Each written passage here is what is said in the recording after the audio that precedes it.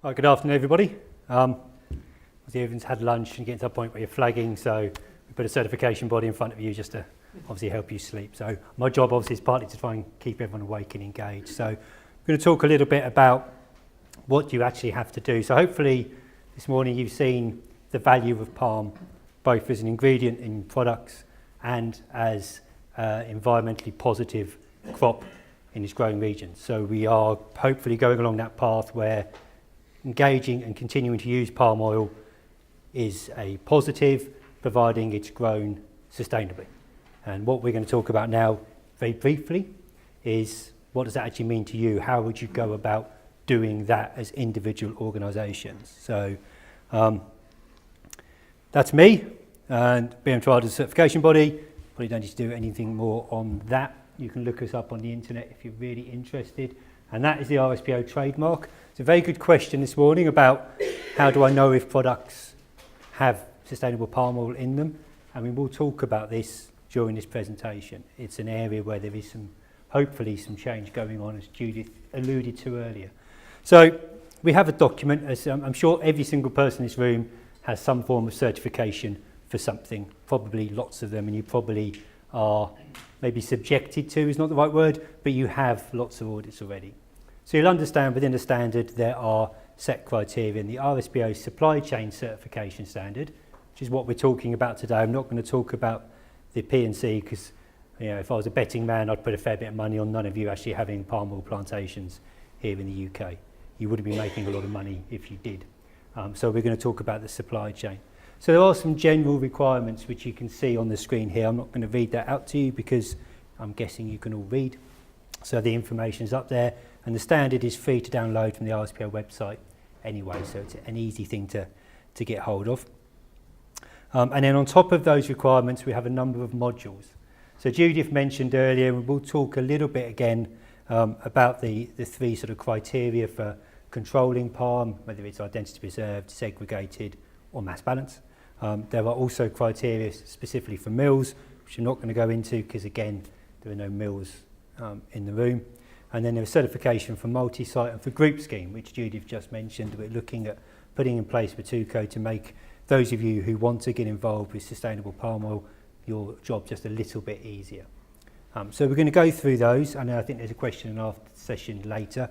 But if you do get something which just doesn't make any sense at all from what I've just said, unless it's about mass balance, because that very rarely makes sense first time you go into it, please do just shout if I'm going off or misleading at all.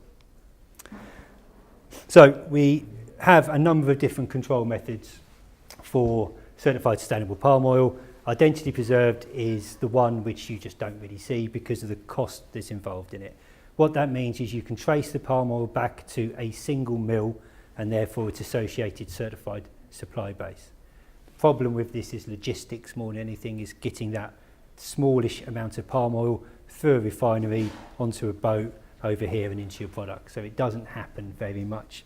There has been discussion within the RSPO in the past of actually removing identity preserved. This is not particularly practical, but it's still in there, and there are some people that do that. The one that we really want to go to, and the one that if everyone achieves, we have done that thing of making sustainable palm oil the norm, which is RSPO's mission, is segregated. So segregated means that all of the palm oil comes from certified mills and their certified supply base, and those mills might be all over the place and be mixed together. So it might be Indonesian, Liberian, Colombian. Ultimately, if you accept RSPO certification as the benchmark for sustainability, it doesn't matter where it's come from. All sustainable palm oil is equal in that case, especially with the new P&Cs, that's helped that process. So this is the sort of utopian dream, if you like. This is where we want to get to. And a lot of organisations who have already made the journey to mass balance, which we'll talk about in a second, have future goals for moving that onto segregated palm oil, and that's where we all really want to get to. So segregated just means that all of the palm oil that you buy and that you use is going to be certified. To a certain extent, all of you in the room are at such an advanced point in the supply chain that you have no say over which of these you use. You will be using whatever your supplier is delivering to you. So if your supplier is delivering segregated, you can use segregated. If they're delivering mass balance, you have to use mass balance. If they're doing both, then you can choose. What you can't do is upgrade. So you can't buy mass balance and say, I want to call it segregated because I like that and it's easier to explain. So you are beholden to your supply chain, as we are with so many things.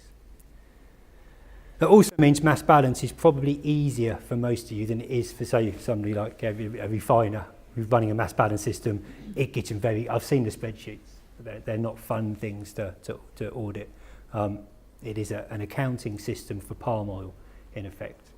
And the thing with mass balance is that you can only sell, and I think the thing that make it really clear is you can only sell the volume of certified palm oil equal to the volume that you buy. So although you're mixing sustainable palm oil, and to keep the maths simple, you might buy 100 tonnes sustainable palm oil, and you might mix that with 100 tonnes of non-sustainable palm oil, so you've got a 200 tonne account. You can only sell 100 tonnes from that account as sustainable. The rest you have to sell as non-sustainable. Now the molecules may have mixed up if it's a physical mixing, but you can only sell the sustainable volume equal to that you've bought, which means on the ground in Indonesia or in Malaysia, that volume of sustainable palm oil is actually being produced. So this is not smoke and mirrors to cover up the use of non-sustainable palm oil. This is supporting the use of sustainable palm oil and allowing it to get to market. Because without mass balance, most refineries, especially when they don't have a market for all of the products as sustainable, couldn't operate. So we have to have this to get through. We were talking this morning, if you remember the fractionation chart, about the premium. So that premium is multiplied every time you fractionate because you've only got a small part of the product which you can sell at a premium. So it becomes incredibly expensive. And in 2010, the rules were changed to allow this because we got this bottleneck. We've got sustainable palm oil in plantations and in mills, and we're getting to refiners who are saying, I can't afford to do this. This just doesn't work economically. No one's willing to pay me the money for it. And the mass balance system allowed us to clear that. So it is a really necessary part of the supply chain.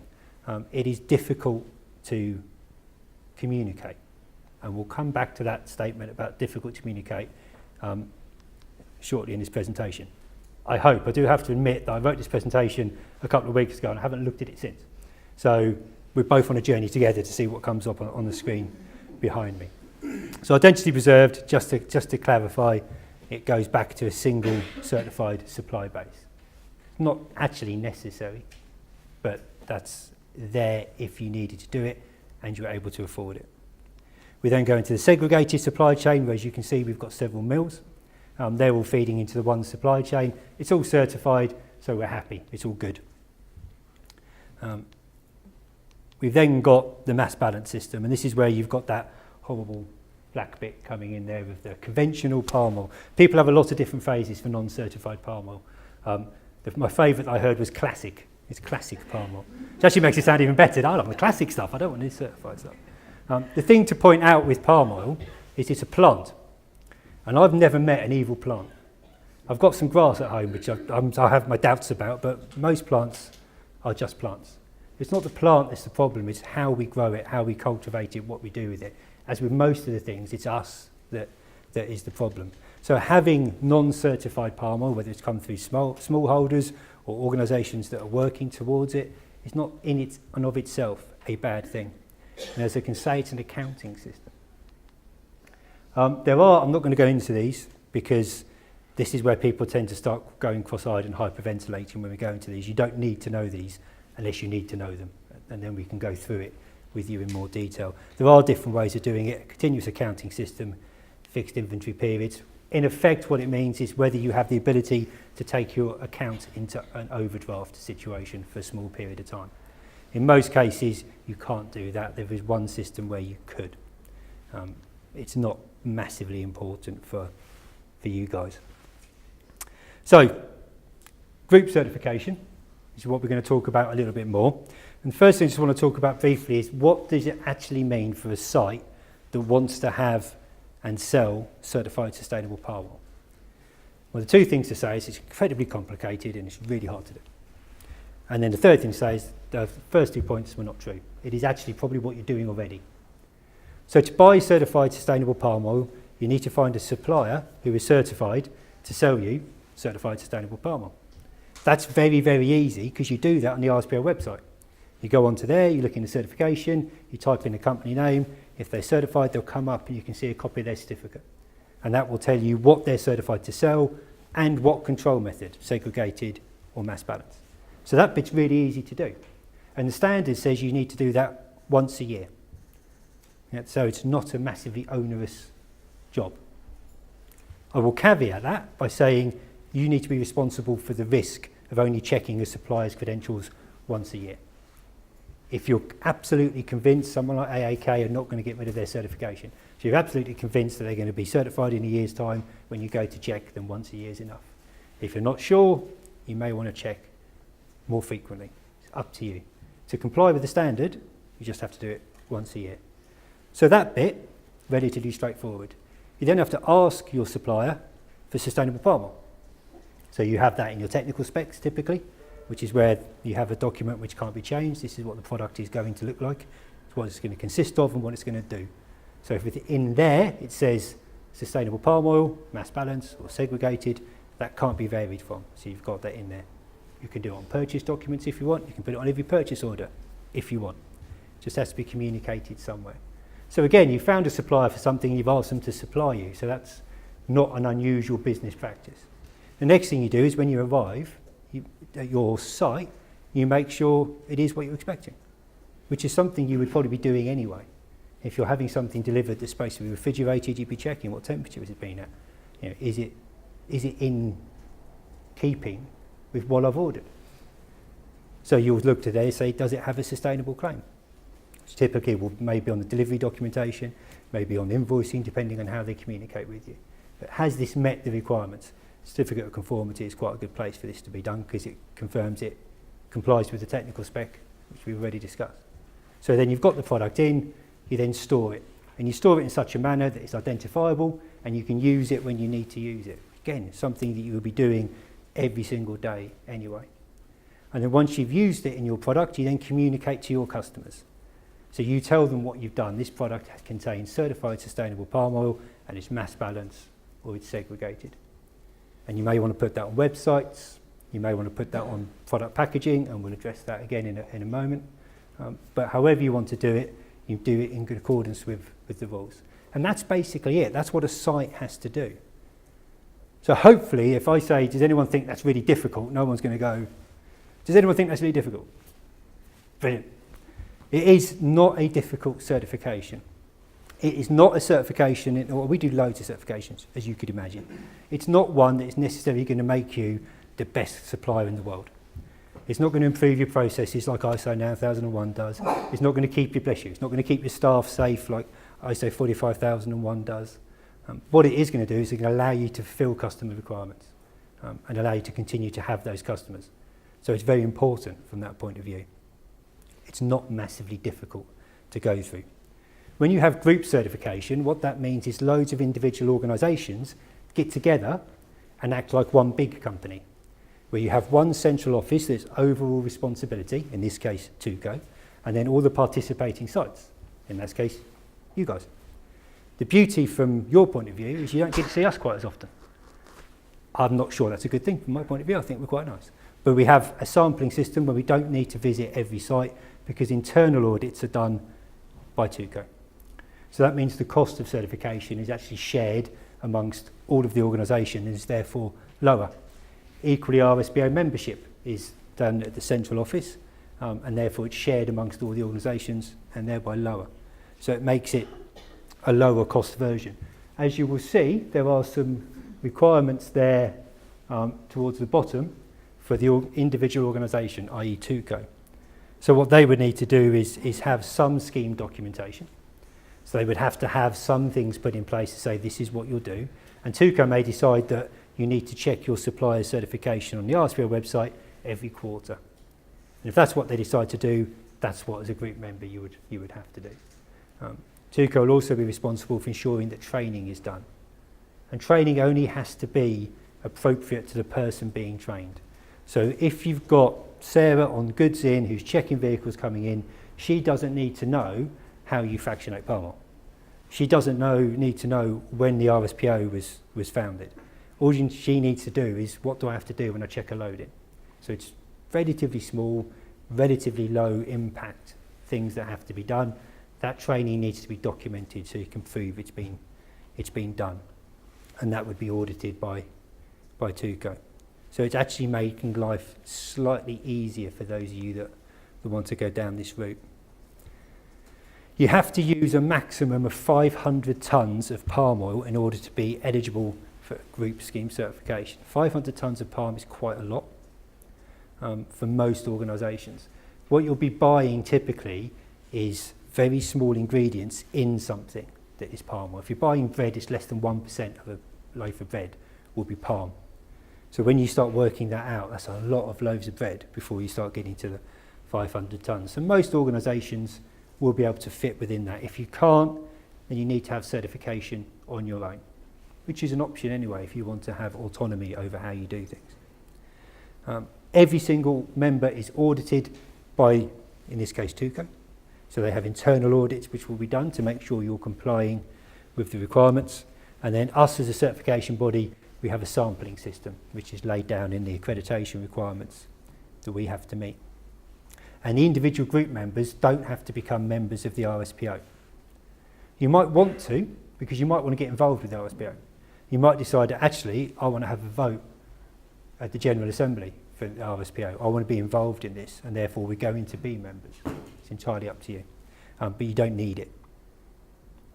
So by being in a group, you have some things that are taken out of your control, but there's also some cost savings to it. So you need to understand which is better for you. I would suggest that most organisations, given the nature of RSPO, would probably be better off in a group scheme rather than going it alone. But it's entirely up to you. So now we come on to the rules for communications and claims. We use a lot of acronyms in RSPO because it makes us sound a lot cleverer than we actually are. So C&C is communications and claims. I also sit on the communications and claims standing committee who help put these rules into place. And the document there gives you various definitions, the scope of who can and can't make claims. There are general corporate communications, so us as a company are RSPO members or are RSPO certified. This is the sort of thing we can say. All of our products are identity preserved. When they're not, it's the sort of things we can't say. Then there are business-to-business communications, so this is what you tell your customer and equally what your suppliers have to tell you in order to pass that baton of sustainable palm oil on.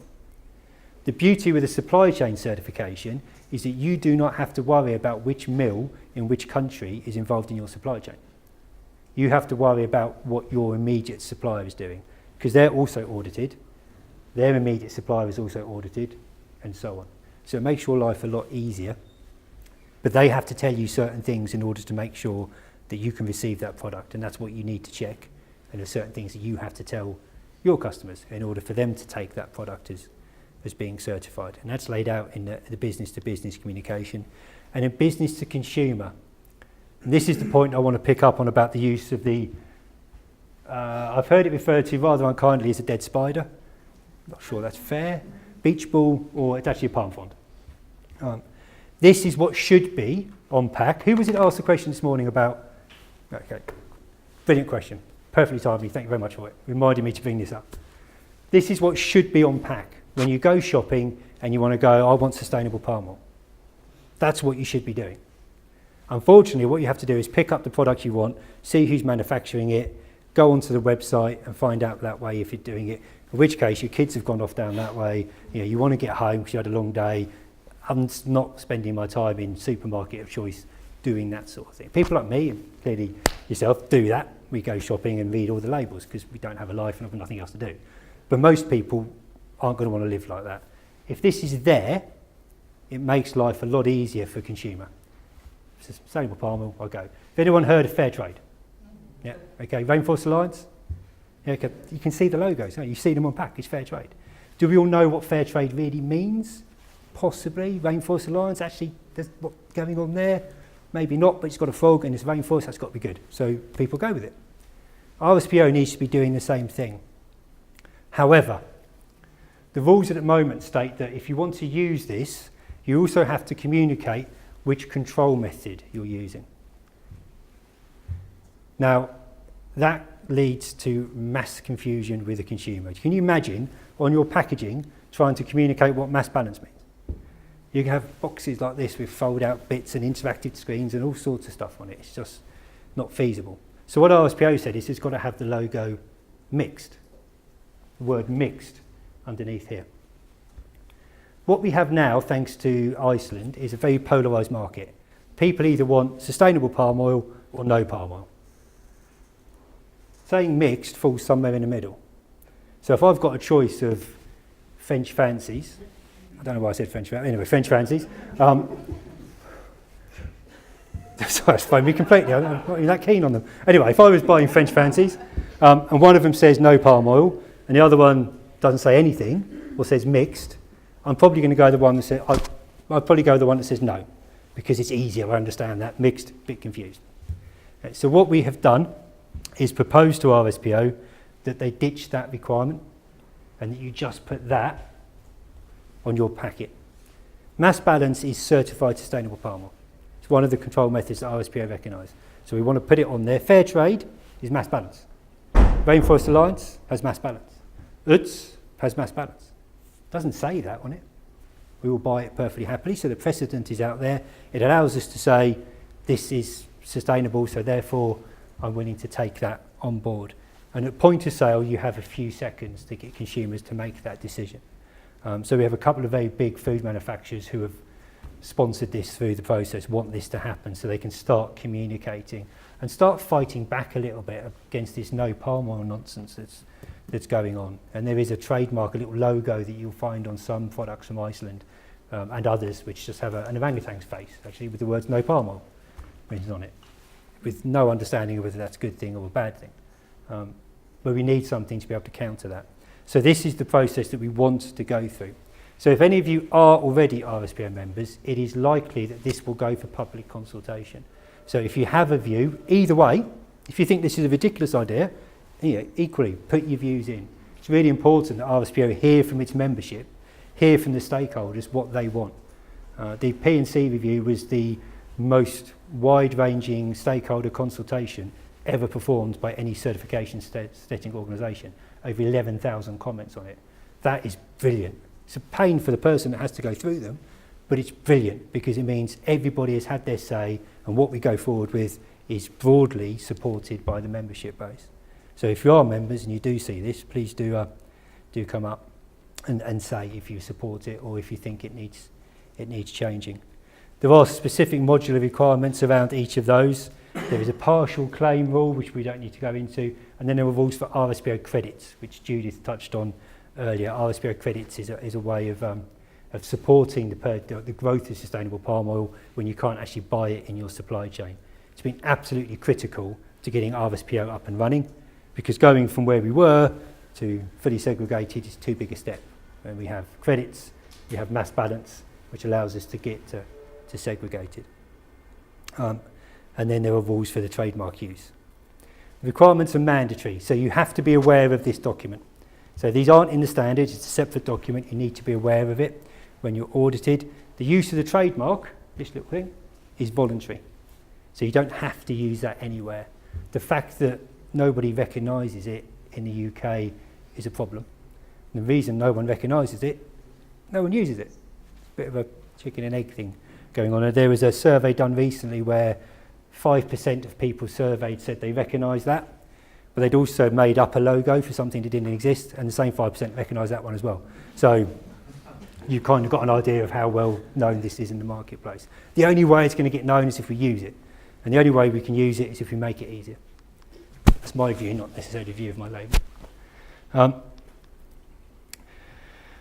The other thing to be aware of, is starting to get to this kind of criteria here, that claims need to be authorised, not unauthorised. So these ones that comply with the requirements of RSPO.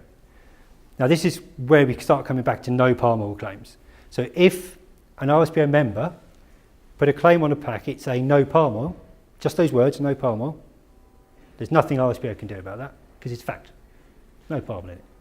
Obviously in the UK and in Europe, you're not allowed to label things as being absent that wouldn't normally be there. If you go to the US, you can find gluten-free water. because they don't have the same laws. But we have some kind of sensible laws that say you can't do that. So you can say no palm oil where no palm oil has been removed. And RSPO can't stop it because it's a fact.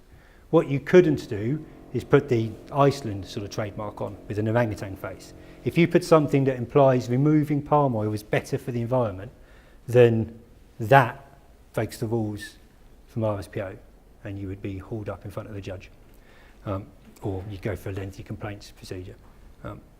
So you have to be aware that there are some other things that you can and can't say. You can't just put the word sustainable in the ingredients box because there are certain criteria around that which means it could become misleading. Ultimately, what RSPO seek to avoid is greenwashing or misleading claims. A claim that at some point comes out in the press, has everyone seen this trademark? It means nothing. Okay, it's one of my favourite claims that means very little in most cases is dolphin-friendly tuna. In a lot of cases, there is nothing to back that up. It's about the way they actually find the tuna in the first place. They don't follow dolphins, so it's tuna-friendly. They use fish aggregation devices and per se nets in the same way. They still have massive bycatch issues, but they hunt the tuna in a different way. But people think it's a good thing, so I'm going to buy dolphin-friendly tuna. Not all of it's like that. Some of it is verified, but it's again one of those claims that RSPO really want to avoid. They want claims that are meaningful. You can use the trademark. You don't have to. We really want you to. Rules governing the trademark are set out separately. They are, as I say, under review. Hopefully that will be, when's the next CNC? April, isn't it? Beginning of April, that will be confirmed and then go out for public comment. So, those of you that look for it, please do. You'd automatically get a license to use the trademark as soon as you become a member. TUCO will get that and they will be able to forward that out, and you will use TUCO's license number if you're in the group scheme. So if you do something wrong, it comes back to TUCO. TUCO would then come to you and say, you've used this incorrectly, potentially we have to remove you from the scheme because this breach is too serious to deal with. So one of the things that we like to do as a certification body is to actually help our customers, our clients. So if you're not sure is whether you can say something or not, just drop us an email and we'll help you, because it's much better to do it that way than find out afterwards you can't do something. So please do ask questions. This is a couple of examples of what you can't do, and I think it's fairly clear why. Both of them focus on the orangutan because it is the poster child for palm. So both of these are saying no palm oil, the implication being that is somehow better for the orangutan, and as Michelle was just explaining, that isn't actually the case. So we want to avoid this sort of claim. I'll skip over that because we've been through it. This is the credits map. So the way credits work is you have sustainable palm oil certified plantations, and for whatever reason they are not able to sell their sustainable produced palm oil on the market as sustainable. So this could be a relatively small plantation that is a long way from a port, and getting it shipped across to here in time is just not feasible. So what can they do? Well, one way is they can sell credits. So if every tonne of palm that they produce sustainably, they can register that on the portal and say, we've done this, does anybody want to give us some credit for it? And organisations can go on and you can say, yep, I want to support you. I can't buy sustainable palm oil at the moment. My supply chain isn't there. So I want to support you. I'll pay your money. And that money then goes into the RSPO pot, which then goes to support smallholders, and the grower gets a premium for their palm oil. It's a good system. There are certain times within the supply chain certification where you have to use it. So for example, the rules say that you have to have at least 95% of the palm oil in a product certified in order to make a certified claim. Because 100% sometimes is very, very difficult if you suddenly get a small ingredient that you didn't know contained palm. And that's a good example I had of that several years ago now was a Christmas cake, and on top of Christmas cake was a little Santa, and Santa had a little red coat, all very traditional. The little red coat contained a food colouring that was palm based, and they didn't realise it was palm based, and they pretty much manufactured these, they're pretty much in their boxes ready to go. They couldn't sell it because it had this rule allowed us to get around that by saying actually it's such a small ingredient, it's within this tolerance, What you have to do in that case is justify why you have non-certified product, have a procedure and a process for removing it and finding a certified product, and buy credits to cover that amount. So you put some kind of format back into it. So this again means if you get to a product where you want to go to market, you've got several sources of palm, doesn't quite seem to be adding up, but you're not sure what to do, again, ask us. Because there are ways of working within the system to mean that you can make a meaningful claim. So don't just ditch your product or think, oh, I can't do it, because you've got something in there. Have a conversation, see what we can do. This system is administered on the RSPO website through its Palm Trace system. How long it took to come up with that? That Palm Trace system everyone registers on, and it's where you will have your RSPO certificates and reports uploaded to the RSPO. If you're a member over a certain size, you have to complete an annual communication of progress. You do that through the Palm Trace system. Your certification is managed through the Palm Trace system, so everyone gets to use that to greater or lesser degrees. Certification process is relatively straightforward. Somebody asks us to certify them, we tell them how much it's going to cost, because we like to be good like that. Presuming they're happy with that, they go ahead with it. We go through a main audit. At that audit, the auditor would say, yes, I'm recommending certification, or they might say, you can be certified once you've addressed these one or two issues that we've identified, these non-conformities. Once those are done, we make a certification decision, so it's reviewed internally to make sure the audit has covered everything it needs to make sure that we understand exactly who we're certifying and why we're giving them certification. That certificate has a 5-year validity, but you are audited every year. The group scheme is audited every year, but not every member. So it's actually a square root, or based around the square root of the number of members. I don't know why it's a square root of the number of members, it's just the rule. After 5 years, you go through a recertification process. If everything's the same, you just carry on. So it's a fairly straightforward process. All certificates are on the RSPO website. So if someone says, yeah, I'm certified, I've been certified for years, and you go on the RSPO website and it's not there, chances are something's gone awry with their certification. So you might want to go back to them and highlight that. I won't go through that anymore. When we audit, these are the key things you need to think about what we're looking at. Not sure why there's a traffic cone there, but there we go. So you'll have an internal management system, the documentation that says this is kind of what we do. Some of that will come from TUCO, some of that will be site specific because you do your own things. We do interviews, so we talk with staff. Any audit should be based not just on documentation, but on observation and interview. So we'll have a quick tour around, we'll see what you're doing, we'll talk to staff, we'll get their feedback, and we'll evaluate how well everything has been implemented. We review any complaints or disputes that you have, so you have to have a process for handling complaints. I don't know a business that doesn't. If your sort of company just goes, you want to complain? Okay. You're not going to have many customers in the long run. So everybody typically has a process in place for that. If there's been any complaints about palm oil, then we need to look at those. Obviously the physical inspection of the site. We look at your purchasing and sales documentation.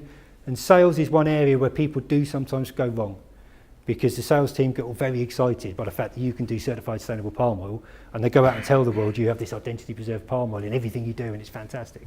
And that isn't actually what you're selling. So they can end up inadvertently, through their enthusiasm and their desire to sell your products, making claims which aren't necessarily verifiable. So they need to be controlled. They need to be part of the process. And obviously if you're using the certification mark, then we will check to make sure you're using it correctly. So I'm pretty much on time, which is brilliant. So in summary, audits are not difficult in most cases. If you are blending certified and non-certified palm oil, if you need to buy in certified product and sell some certified product before that arrives and you want to use a fixed inventory period, then it can get complicated. But for most people, it's relatively straightforward. Especially the closer you are to the end of the supply chain, the closer you are to that finished product, the easier the audit typically will be. Supplier engagement is crucial. So if you don't identify your palm oil sources and speak to all of those suppliers, then you're going to run into difficulties with it. The information they supply to you is critical. For all businesses, your biggest risk is your supply chain anyway.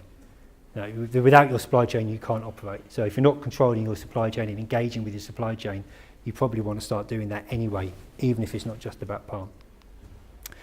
Map that supply chain, request that they give you certified sustainable palm oil, record the inputs that come in, because you are required to have a balance that shows how much sustainable palm oil you've had coming in and how much you've had going out.